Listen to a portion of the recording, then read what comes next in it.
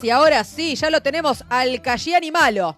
Nos tocó el Cayani Malo porque ahora tenemos el malo y el bueno. Y hoy vamos a volver a hablar. Ya habíamos hablado en campaña. Estaban acá en Rocha, ¿se acuerda? Sí. No me acuerdo en qué club estaban. Estaba con Cairo. Hablamos con todo el mundo ese día desde el teléfono de Cayani. Así que vamos a darle la bienvenida otra vez. Querido Speroni, ¿lo tenemos habilitado?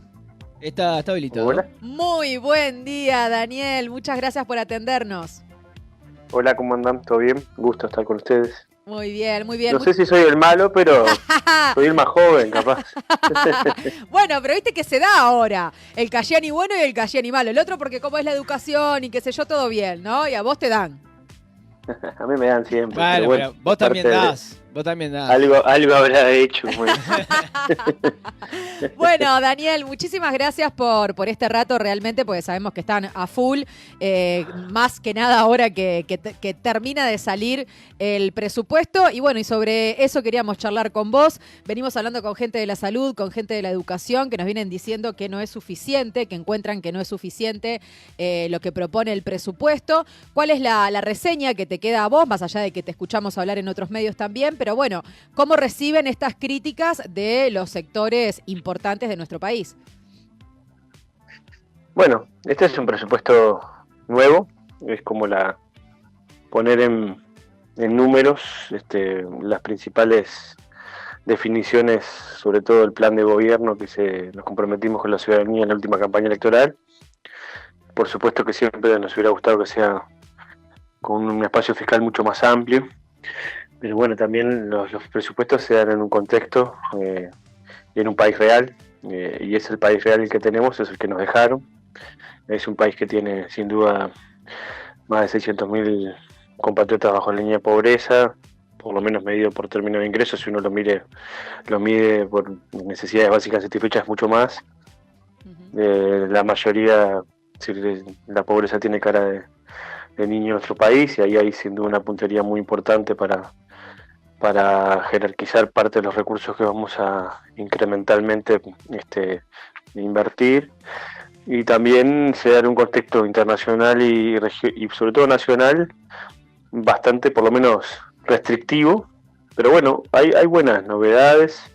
Este es un presupuesto que también, además de hacerse cargo de un déficit fiscal muy alto, de lo que es el más alto de los últimos 35 años, por lo que dicen los que tienen de números, es decir, que las cuentas públicas están bastante desordenadas, es decir, hay un nivel de endeudamiento grande a nivel del país, lo que ingresa supera lo que se gasta en números bastante importantes. Además, también hay una situación de atraso cambiario, que eso sin duda también impacta en los sectores exportadores y sobre todo en los sectores más chicos de los sectores agroexportadores, porque son los que terminan teniendo que hacerse cargo de parte de esas debilidades. Y bueno, y también al mismo tiempo un déficit social, ¿no? Sí, esto que hablamos de la pobreza, pero que también creo que hay una serie de trayectorias virtuosas que se venían desarrollando en Uruguay en los últimos 15 años anteriores que se rompieron, ¿no? Es decir, la posibilidad de tener un trabajo, de que ese trabajo además tenga seguridad social, tenga ciertos niveles de calidad que te permitan a vos, al mismo tiempo que de repente trabajás, poder seguir estudiando y formarte un poco más, acceder a que tus gurises vayan a la educación pública y que los docentes estén, porque estén bien pagos, que haya comida, que se accedan a los medicamentos, todo un conjunto de cosas o nociones que antes eran casi naturales, pero que después nos dimos cuenta que en estos últimos años eso no era tan natural y que básicamente se rompió. Y bueno, eso es lo que estamos intentando reconstruir el Uruguay que se rompió. También el del diálogo, también el de la mirada un poco más profunda, en un contexto donde el diálogo, por lo menos el discurso racional, no parece ser lo más de moda en estos tiempos, pero bueno, también al mismo tiempo estamos intentando dar esas batallas.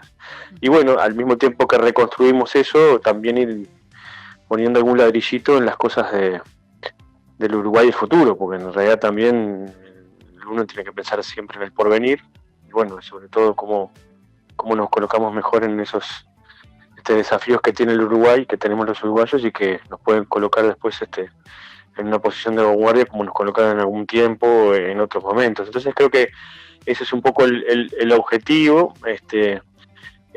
Al mismo tiempo que ordenamos las cuentas públicas, también nos hacemos cargo de estas situaciones y bueno, y también pensamos un poco más en el largo plazo. No es fácil, porque es verdad que la frazada es más corta de lo que pensamos, pero bueno, también hay una serie de iniciativas para generar mejores ingresos. Yo creo que este es un presupuesto de izquierda, de un gobierno de izquierda. Lo más sencillo que hubiera hecho cualquier gobierno, sobre todo derecha, hubiera sido, ante el desequilibrio de las cuentas públicas, recortar el gasto y bueno, y generar alguna serie de impuestos al trabajo, que es lo que generalmente echan mano los ministros de Economía de derecha. Este es un presupuesto que en este marco trata de hacer algo un poco más ingenioso, es mejorar los ingresos de las cuentas públicas y también hacer un esfuerzo en aquellos sectores que tienen más capacidad contributiva, así que también hay una mirada un poco más de equidad tributaria y al mismo tiempo esos recursos que logramos también mejorar de ingresos, focalizarlos en los gurises y las gurisas de nuestro país, en la seguridad, que también es un tema que pega en muchas áreas de nuestro territorio, pero que pega más sobre todo en la gente que está más vulnerable, y al mismo tiempo también meter temas en temas de salud, los temas que hacen el trabajo y el crecimiento económico, y bueno, en algunos áreas más de vulnerabilidad. Yo creo que en este marco, en esta etapa de reconstrucción, es un presupuesto importante, y además seguramente al próximo presidente o presidenta que venga, que esperemos que sea también del frente, le va a permitir empezar no de -10 como en la conga, sino un poquito más arriba.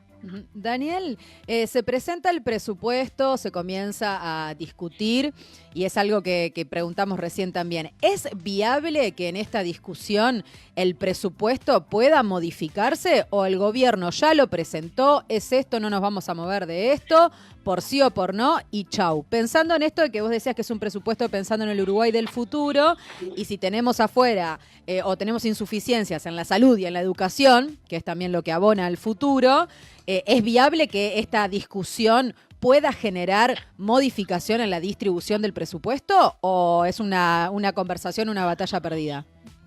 No, siempre hay contextos constitucionales que no te permiten incrementar gastos, ¿no? Si el Parlamento lo que puede hacer es distribuir partidas dentro de los límites que propone el propio presupuesto.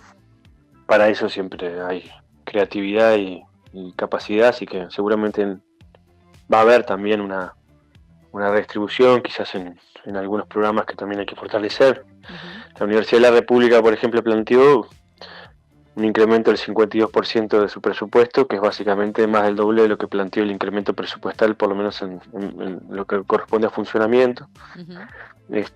Eso seguramente no va a ser posible atender, pero quizás hay temas que el propio Parlamento pueda hacer un esfuerzo para atender, por ejemplo, el programa de becas para atender las inequidades que existen, para que los gurises puedan ir a estudiar. También podemos hacer un esfuerzo importante en materia de ir fortaleciendo algunos programas que tienen que ver con la ampliación de la cobertura en educación, sobre todo primaria, de algunas escuelas de tiempo completo y tiempo extendido, que son programas muy buenos y que hay algunos déficits en algunos lugares de nuestro país. También alguna construcción de escuelas o liceos. Yo creo que en eso hay que tener un poco el lápiz más fino y bueno, hay que tener creatividad.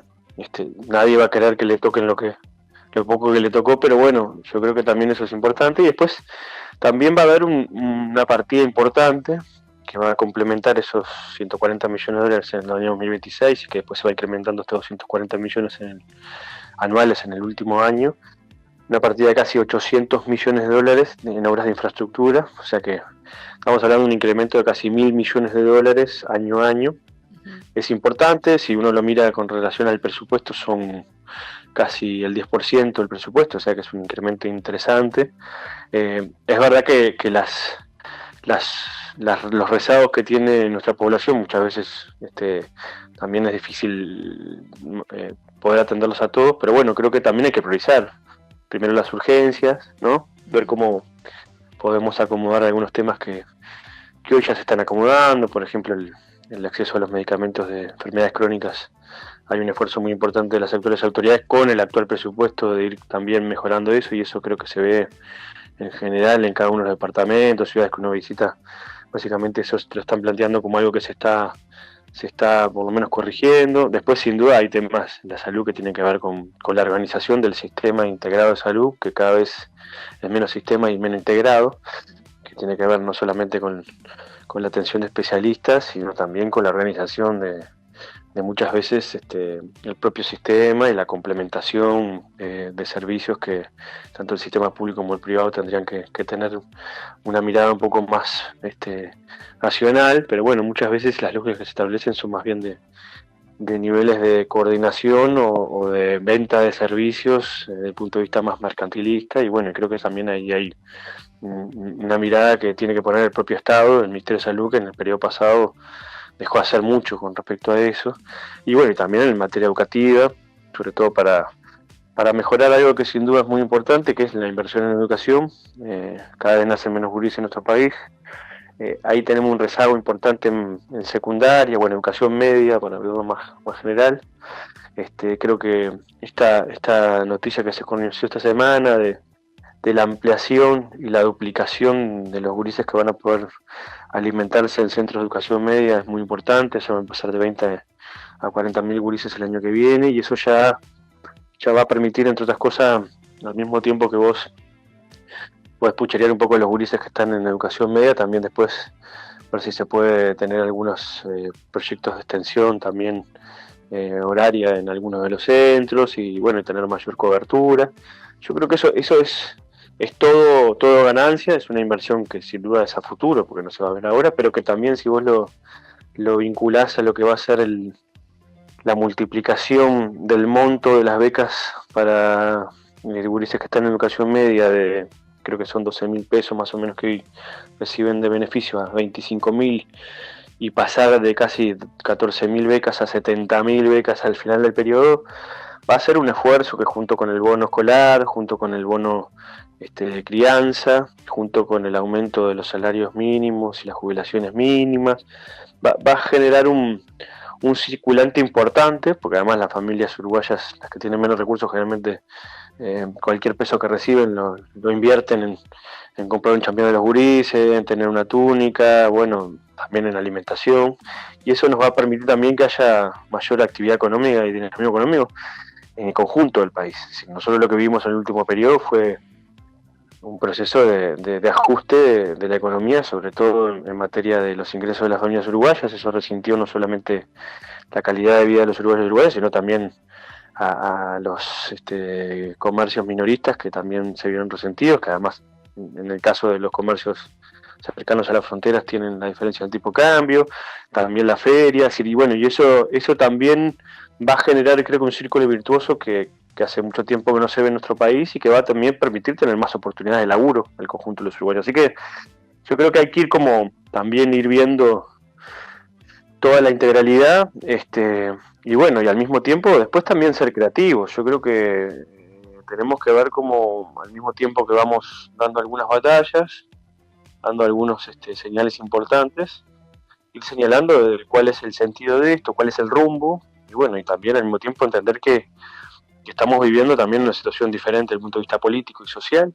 Es decir, es la primera vez que un gobierno no tiene mayorías parlamentarias propias, entonces ahora para aprobar el presupuesto va a haber que trabajar mucho para convencer a por lo menos 2 diputados en algunos artículos que hay que votar. Entonces, y bueno, y al mismo tiempo ir también señalando a la ciudadanía que si esto sería mucho más sencillo si tenemos la mayoría parlamentaria en las próximas elecciones. O sea, entonces también creo que hay que ir haciendo al mismo tiempo que ir aportando y aprobando cosas y haciendo que funcionen bien, que eso me parece que es lo más importante, también ir marcando los déficits que hoy tenemos para que se puedan solucionar en el futuro. Uh-huh. Daniel, recién estábamos hablando con Martín Pereira, bueno, representante de COFE y demás, y planteaba algo así como que pareciera que, si bien tú mencionaste que es un presupuesto de izquierda para un gobierno de izquierda, que teniendo en cuenta eso, faltó como cierta audacia de soltar un poquito tanto miedo del equilibrio fiscal y repartir un poco más en los sectores que se estaba necesitando. ¿Cómo sentís eso?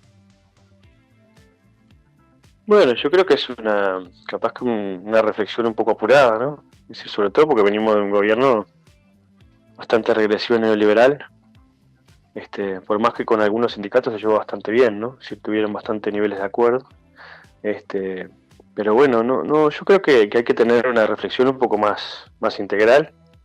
Este es un gobierno que además va a incrementar parte de la carga tributaria, o adecuar la carga tributaria, como nos gusta decir ahora, a los sectores transnacionales, a las empresas transnacionales, a los uruguayos y uruguayas, o a los residentes de Uruguay que tienen colocaciones en activos en el exterior, que antes no aportaban. Por ejemplo, alguien que tenía una casita en Punta del Diablo pagaba IRPF en el caso de que lo utilizara también para alquilarla, y uno que tenía una casita en Miami, un apartamento o una casota en Miami, no pagaba un solo peso. Eso también va a ser parte de las adecuaciones que van a haber. También se va a intentar que parte de las empresas transnacionales que hoy reportan no solamente el impuesto mínimo global, sino las utilidades que muchas veces se distribuyen en los accionistas, también se puedan pagar aquí, y también eso genere también ingresos nuevos. Y bueno, yo creo que esas son todas señales importantes, y eso nos va a permitir distribuir. También el otro tema que el Uruguay es un país que tiene niveles de endeudamiento muy altos, más altos de lo que el gobierno anterior dijo que los iba a dejar, y los dejó de manera muy importante. También sabemos que por la historia del Uruguay, que cuando hay niveles de desequilibrio fiscal medios complejos, y las condiciones internacionales se complican, después es mucho más difícil hacerse cargo de todos los adeudos. Y bueno, nosotros no somos como otros países que de repente nos podemos dar el lujo de declarar el default y no pagar las deudas, porque en realidad, entre otras cosas, nuestra inserción en la región y en el mundo, entre otras cosas, vende la seriedad y el cumplimiento de las obligaciones.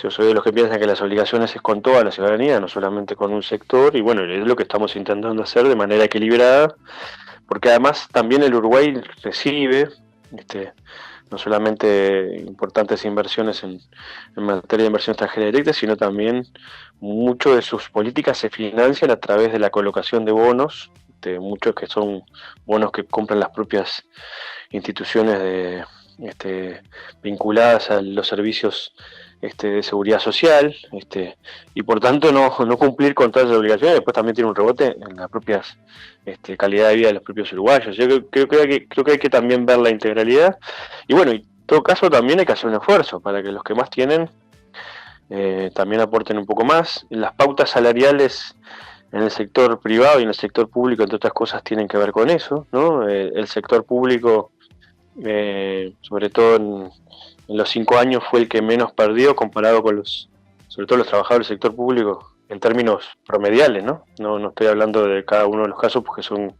sin duda casos diferentes sectores de actividad.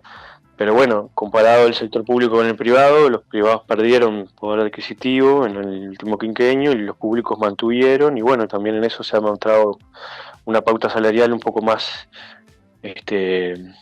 mirada, con una visión más, donde en realidad los ingresos, los salarios más sumergidos tengan un incremento mayor, una recuperación desde el punto de vista de sus ingresos, y también los salarios más importantes del mercado de trabajo tengan sin duda por lo menos un mantenimiento de su poder adquisitivo. Y bueno, creo que eso también es parte de un gobierno de izquierda.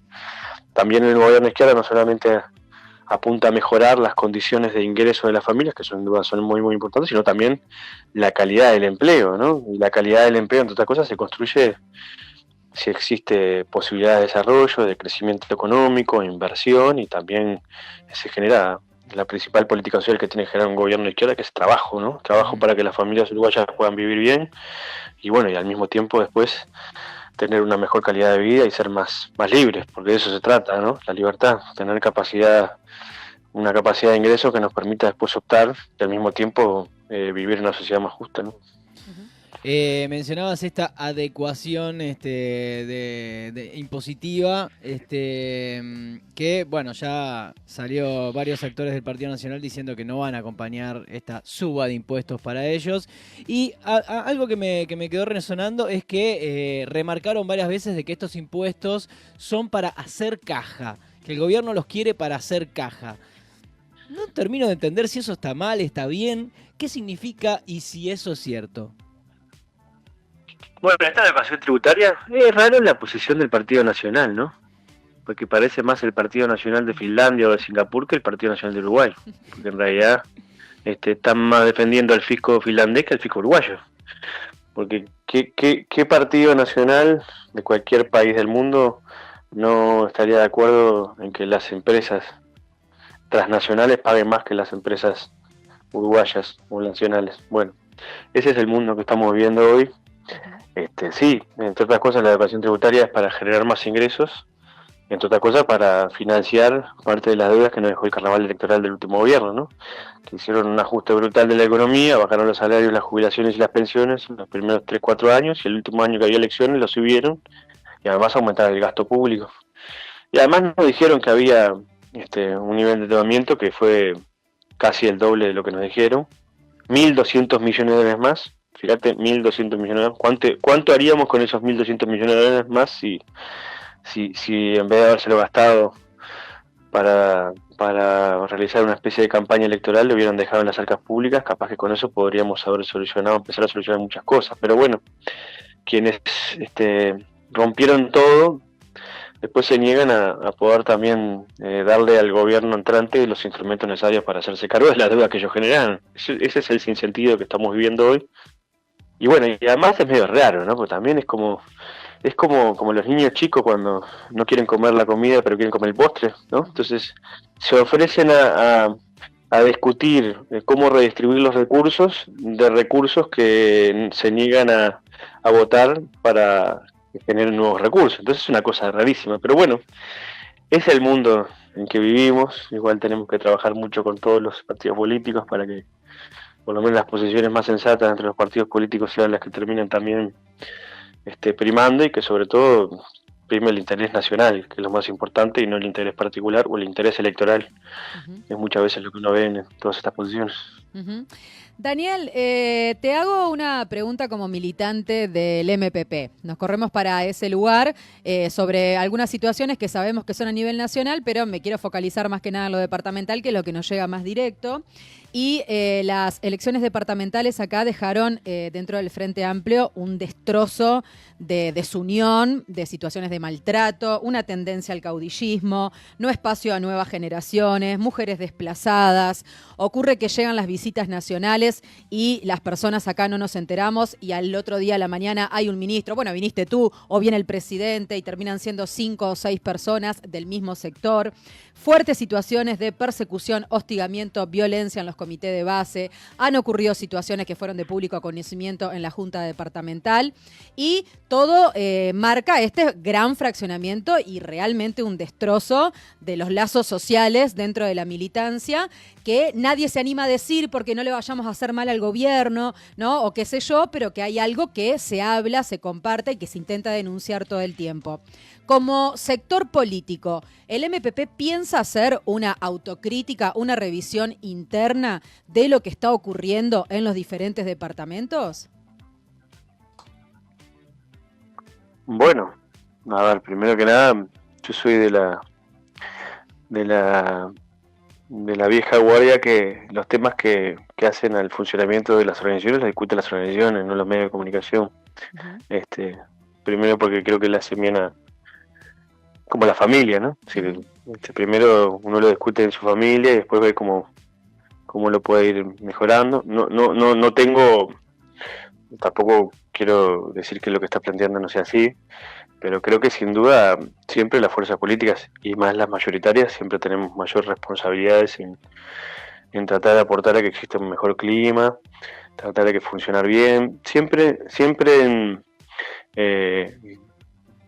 generalmente las derrotas dividen a los integrantes de las fuerzas políticas, pero me parece que lo que es importante es ver cómo primero en este nuevo marco, donde hay un gobierno nacional del Frente Amplio, podemos colaborar para que las políticas nacionales se aterricen mejor en el territorio departamental, también ver cómo podemos hacer para que el gobierno departamental, que también viene siendo beneficiado con importantes recursos del gobierno nacional a partir de un acuerdo muy importante del Congreso de Intendentes, también puedan aterrizar y dar respuestas a un conjunto de necesidades que hoy tienen los rochenses, y que muchas veces se mira para el costado o se tira el tema para arriba, ¿no? Siendo bueno, esto es un problema del gobierno nacional y no del gobierno departamental, y bueno, y al mismo tiempo tener una expresión territorial que mire las diferentes necesidades que tienen las diferentes localidades de Rocha. Rocha es un departamento importantísimo, también con una distribución territorial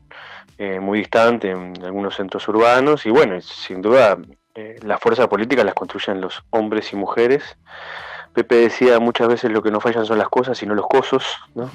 Y bueno, también tenemos que ir viendo cómo podemos hacer para que en ese nuevo marco también podamos sacar enseñanzas de las cosas que nos hicieron llegar hasta aquí y ver cómo podemos proyectarnos para adelante. Eso sin duda siempre es lo más recomendable. Es mucho más fácil decirlo que hacerlo, y bueno, y también es verdad que también hay un cambio desde el punto de vista también de las expresiones territoriales en el conjunto del país. Quizás los partidos políticos más clásicos o más representativos también están muy dispersos a nivel nacional. Quizás la 609 y algún otro grupo más son los que hoy mantienen una expresión nacional más homogénea, pero después es verdad que hay un conjunto de listas históricas del Frente que también han venido teniendo un proceso de transformación, y hay que ver todo eso cómo termina madurando. Pero bueno, creo que lo importante aquí es que la colmena siga funcionando, porque en realidad cada una de las abejitas solas no hace nada. Creo que hay que tratar de tener una comunión para que todos podamos trabajar y aportar en la medida que podamos, y bueno, y sobre todo sacar conclusiones que sean venturosas para el futuro. Daniel, teniendo en cuenta esto que mencionabas, y ya nos salimos del interior del Frente Amplio y hablamos a nivel político en general, ¿se aprendió algo o no se aprendió nada de lo que pasó con el caso Da Silva Viera?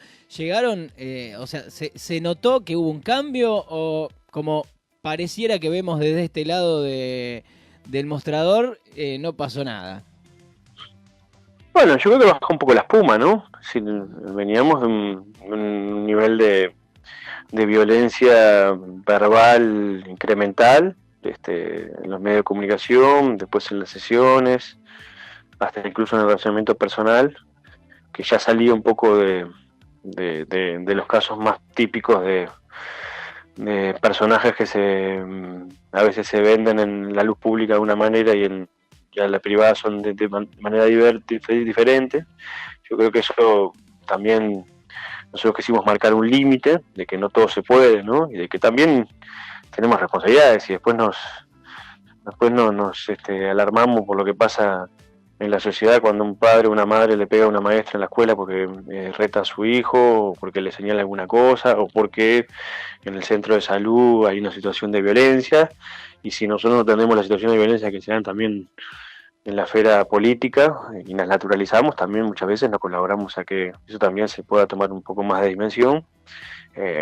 Acá nadie es una carmelita descalza, ni somos todos padres franciscanos, pero bueno, por lo menos también hay que poner un poco de límites, no todo se puede, y bueno, eso es más un poco el mensaje que quisimos dar.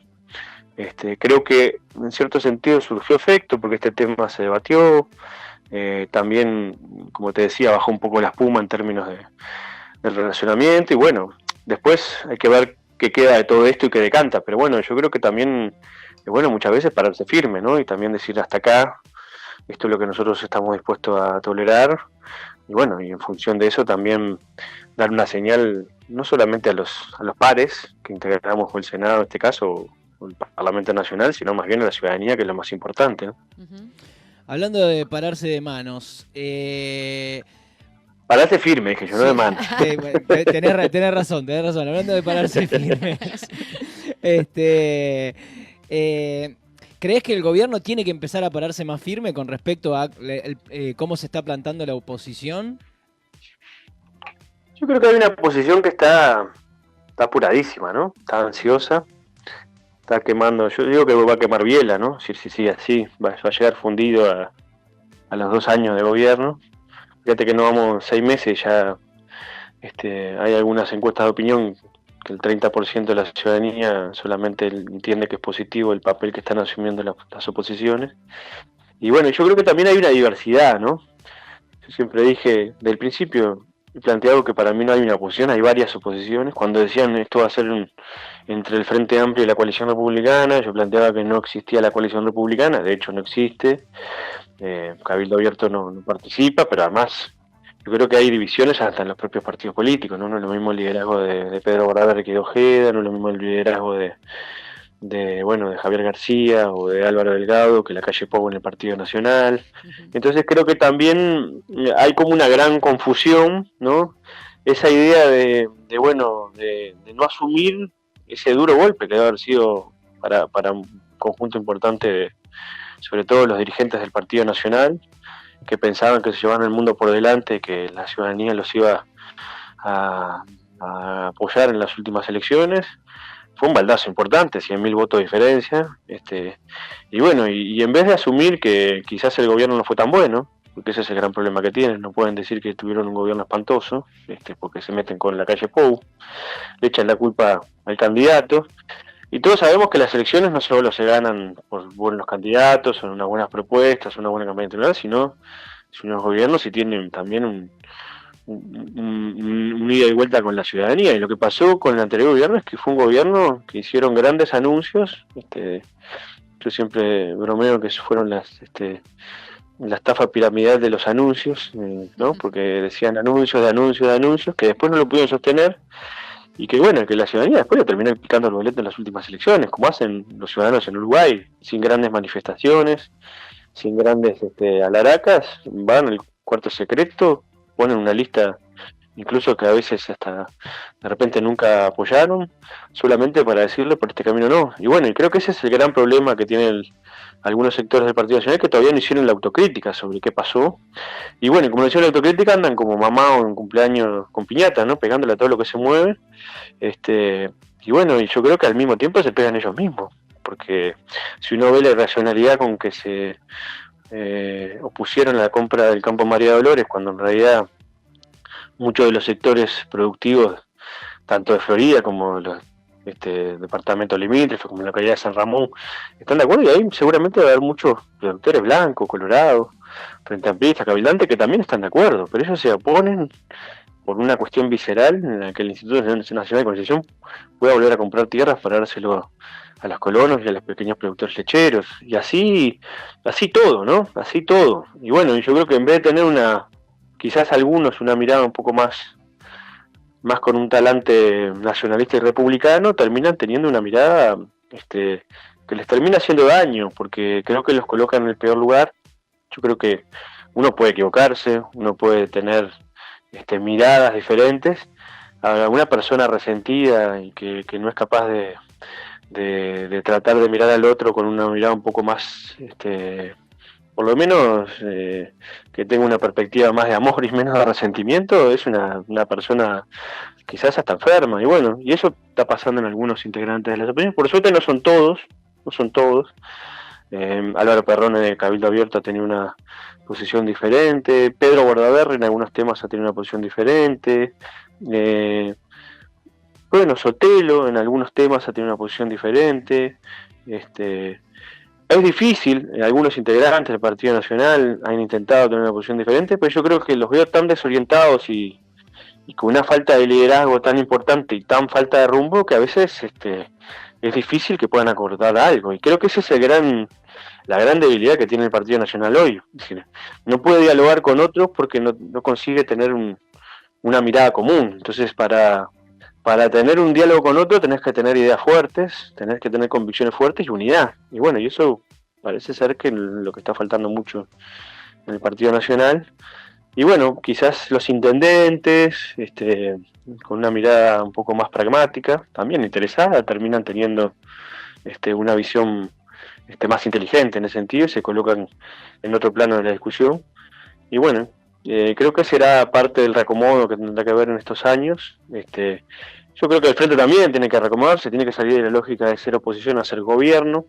Eso también es importante. Eso no quiere decir perder la mirada crítica, porque para ser de izquierda uno tiene que ser crítico, que si no, no es izquierda. Pero también al mismo tiempo hay que tratar de entender que tenemos una derecha que está muy fuerte, ¿no? Si no es la misma derecha que en el 2004, cuando perdieron las elecciones, que también terminaron derrotados políticamente. Yo creo que hay una derecha que está también fuerte no solamente en el debate público, sino porque también parte de las ideas que expresan tienen cierto anido en la sociedad del hoy. Entonces también ahí hay que ver cómo nosotros conversamos con la sociedad para justamente estas cosas que hacemos primero defenderlas, se entiendan, se validen y bueno, y que además después sean difícil dar marcha atrás cuando alguien las quiera hacer también, ¿no? Bien, 3 cortitas de coyuntura, así ya te liberamos, Daniel. Salle habló de, no sé si ya lo presentó, lo va a presentar, la modificación del artículo 123 de la Cámara de Representantes para que la sesión de las comisiones sean públicas, se puedan ver y que la gente tenga acceso a ese material. Porque bueno, habla de el secretismo que hay en las comisiones. Son públicas ya, son públicas las sesiones, hay actas, se publican, la gente las puede ver, las lee, la gente las puede leer, capaz que no se transmiten. Lo que es verdad es que también, yo estoy de acuerdo en generar mayores niveles de transparencia, lo que pasa es que también hay que tener mayores niveles de profesionalismo en el trabajo, ¿no? Porque también poner camaritas para hacer show y hacer todos los días el jueguito del día, me parece que la política es algo serio, no es un circo. Y en los circos hay payasos. Y yo creo que en el Parlamento tiene que haber menos payasos y más trabajadores. Entonces creo que también en eso hay que ser serio, porque la política del espectáculo también después termina trivializando los problemas que se atienden en la sociedad y sobre todo los trabajos que se hacen en las comisiones. En las comisiones se elaboran leyes, se llegan a acuerdos, se discuten cosas, se reciben a diferentes delegaciones y en función de eso también después se terminan acordando algunas leyes importantes. Entonces, volver todo un gran espectáculo para que tener más minutos en las redes de comunicación, me parece que también a veces hay que tener un equilibrio, ¿no? Uh-huh. Ojo que los payasos somos trabajadores también, Daniel, ¿eh? Justo somos los dos clown, ¿podés creer? Y nos cansamos de escuchar que digan que no somos trabajadores. Bueno, pero en el caso de ustedes son serios. En el caso de Sache, no. Después, esto es una pregunta más para tu hermano, que ya te vamos a pedir el teléfono, que queremos hablar con el Cayeni bueno, porque vos sos el picante, que tiene que ver con bueno, si no, ¿cómo después venden la nota? Yo te hago un poco ahí de ayuda. Olvídate. Por todo este lío que se armó, que sabemos que no tiene nada que ver con un proyecto que presentó ANEP ni nada por el estilo, sino que es un debate dentro de una ATD, pero que nosotros veníamos discutiendo ese tema hace un tiempo y que tiene que ver con cierto ayornamiento de las instituciones y los rituales patrios y qué pasa con los niños y la violencia institucional con respecto a libertad o muerte, a un niño que no entiende ni lo que es la patria, ¿no? Conceptos muy abstractos para niños tan chicos. ¿Crees que deberíamos ir hacia, por lo menos a dar el debate sobre ayornar ciertos rituales que tenemos implementados desde hace tanto tiempo? Es un debate interesantísimo. Yo te confieso que soy de la vieja escuela, ¿no? Yo me sigo emocionando cuando canto el himno. Es verdad que cuando era gurí no me gustaba mucho los actos, porque la verdad que además te hacían levantarte temprano. A los que nos tocó ser abanderado también nos clavaban con las banderas ahí, estábamos parados. Pesado. Pero es verdad que son rituales que a veces hacen a la construcción de la nacionalidad. Yo creo que sin duda la ciudadanía y la nacionalidad no solamente se construye ahí, se construye todos los días, garantizando derechos, haciendo que los gurises y los gurises que nacen en nuestro país tengan lo mínimo, por lo menos necesario para sobrevivir, y eso hoy sin duda todavía no está asegurado. Pero bueno, yo creo que también hay que tener cuidado, porque además somos una sociedad muy conservadora en general, me incluyo, uno cuando se pone más viejo se pone más conservador en algunas cosas, y bueno, y también hay que ver cómo damos estos debates, justo en el medio de los 200 años de la independencia y unión, esa cosa rara que festejamos en el 25 de agosto. Ujú. Yo soy más de la reivindicación de la revolución inconclusa del artiguismo. Pero bueno, yo creo que siempre estos temas son necesarios debatirlos y resignificarlos, porque quizás quienes pensaron esto hace muchísimo tiempo y hoy la sociedad es diferente, y bueno, y también existen otros temas. Pero bueno, yo creo que también está bueno debatir. Yo a veces siempre me cuestiono cómo puede ser que en nuestras principales localidades, en el interior del país y en Paysandú sin duda, las principales avenidas se llaman en general Flores, ¿no? Que fue uno de los generales que propició la intervención extranjera en nuestro país, y no se llama Leandro Gómez, ¿no? Pero bueno, esos son todos debates históricos y que generan siempre una posiciones encontradas. Bienvenido sea a discutirlas en el marco de posibilidades también de ir desarrollando una mirada más profunda sobre estos temas. Pero bueno, siempre todo lo que tocas en esto también hay cierta mirada más conservadora que se despierta. Pero bueno, reconozco que soy de la vieja escuela. Y por último, ¿estamos vacunados en el Uruguay con respecto a que venga un outsider absolutamente fuera de la política a querer cambiar todo como pasó del otro lado del charco? ¿O tenemos que tener el ojo bien abierto y tener cuidado? Bueno, el Uruguay, la democracia es una democracia de partidos, y para que la democracia funcione tienen que funcionar los partidos. Si los partidos no funcionan, ahí la democracia se deteriora. No siempre los partidos funcionan y funcionan bien, pero también el Uruguay es una penillanura levemente ondulada. Todo tarda pero llega también, ¿no? Entonces, como también desde la sociedad, la política sin duda, pero la política siempre es un reflejo de lo que la sociedad demanda y también de lo que la sociedad permite.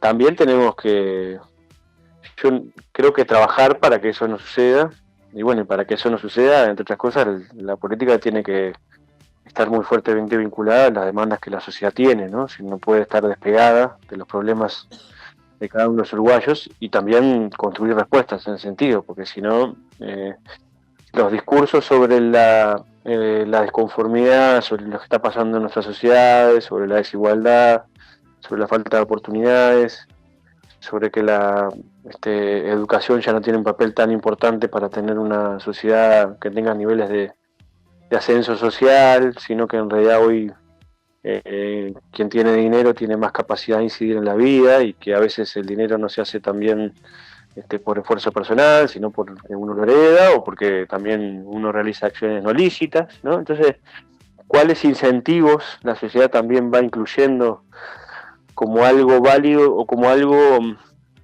que entendemos como socialmente destacable, ¿no? Es decir, ahora anda un barquito ahí dando vueltas por la mar territorial uruguayo, descubriendo parte de eso que básicamente estamos casi a espaldas siempre de la riqueza que tiene nuestro mar, pero también de esas preciosidades que vamos encontrando, que van incluso ahora transmitiendo online por redes. Y bueno, y muchas veces, recuerdo también lo de la crisis sanitaria, ¿no? Si uno ahí empieza como a darse cuenta la importancia del papel de la ciencia, del conocimiento científico, de nuestros principales profesionales, pero muchas veces todos ellos quedan de lado, no solamente cuando repartimos los recursos presupuestales, porque hay otras urgencias, sino también cuando los valoramos socialmente y le hacemos un reconocimiento. Entonces creo que también en eso también hay parte después la posibilidad de que ingresen otro tipo de actores que también terminan siendo reconocidos, porque en realidad no reconocemos el esfuerzo social y personal. Entonces creo que también hay un elemento que hay que poner arriba de la mesa. En Uruguay, como somos una ciudad un poco más integrada, aunque tenemos niveles de desintegración bastante importantes, y también somos una ciudad bastante cercana, todos nos conocemos más o menos, eso es más difícil, pero bueno, no estamos vacunados para nada. Y más, algunos de ellos son antivacunas, así que bueno, hay que ver cómo también trabajamos en ese sentido. Hablando de los bichitos del fondo del mar, por favor no le pegamos cuetazo con la profesión sísmica después. Bueno, sí, esas son tensiones, viste, que es horrible. Y tenemos todavía permitido la pesca de arrastre en Uruguay, ¿no? También. Se supone que la última ley de pesca que hicimos la sacamos un poco más para afuera, pero igual sigue siendo una pesca totalmente depredadora, ¿no? Y bueno, todas esas cosas, ahora que se ven, también está bueno charlarlas y conversar. Total. Y por último, una cuestión más familiar. ¿Se juntan el domingo con tu hermano a comer los ravioles y dice, dale, te pega un codazo y te dice, dale, tirame un poco más de presupuesto? Daniel, dale, decile que me suban el presupuesto, si no, ¿cómo voy a laburar? Ejecutarlo bien. Igual a él le fue bastante bien la repartija, te voy a decir. Pero nos juntamos cada vez menos, porque en realidad a veces los domingos andamos también de zafra, pero claro, nos juntamos, sí, con mi familia. Somos 4 hermanos. María, que es la más chica de todas, la que más siempre cuidamos, pero que es una médica pediatra preciosa. Juan, mi hermano, es que se está entre Pablo y yo, que Pablo es más grande y yo soy más chico.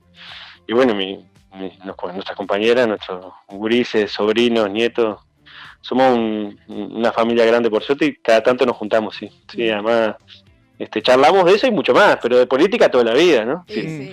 Antes de estar en las responsabilidades institucionales, más todavía, porque además es una forma de vida y bueno, también es parte de lo que la familia nos fue traduciendo como valor, así que bueno, estamos en eso. La verdad que estamos muy contentos, yo estoy muy contento de la labor que está haciendo el Pablo, que es bastante buena, ¿no?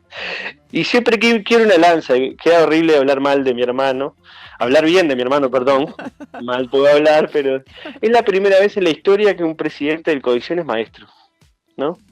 Y yo sé que es capaz que una trivialidad, pero no debe haber oficio más bueno en la sociedad uruguaya que el magisterio, ¿no? Porque van a cuanta escuela pública de contexto rural y nunca un presidente o presidenta del Codicen fue maestro. Entonces creo que sin duda también hay una reivindicación histórica interesante y bueno, en este caso además es un gran maestro y una gran persona. Bueno, vamos a ver el que nos dice de vos. Vamos a ver, cuando le preguntemos. Es más tosco para hacer cosas así, pero bueno. Daniel, la verdad, un placer y para nosotros siempre lo decimos que solamente en Uruguay pasa que un espacio comunitario esté hablando con un senador, con una senadora, con ministros, con referentes, poder mandar un mensaje que te digan sí, arreglar agenda y que ocurra. Entonces te agradecemos también por este espacio. No, se confirmó también. Por el trabajo que hace. Se confirmó también que. Un día voy a tomar mate allá. Bueno, eso te iba a decir, pará, escuchá. Porque viste la semana pasada y nos enteramos a las 11 de la noche, no nos avisaron. Pero ahora en la gira nacional, que ya se confirmó por lo del presupuesto, ¿sabés si te toca Rocha o todavía no sabés? Bueno, Fernando va el lunes a la bancada y nos va a informar bien. Se supone que este primer mes salimos los senadores, así que seguramente. Elegí no sé Rocha, si me toca dale. Rocha, pero si no. Dale, sí. Bueno, paso por ahí. Dale. Te esperamos. Y me llevo a Fernando alguna vez. Dale, te mando un abrazo y un abrazo para todos. Gracias, Daniel. Bien. Abrazo. Saludos. Chau, chau. Ulma.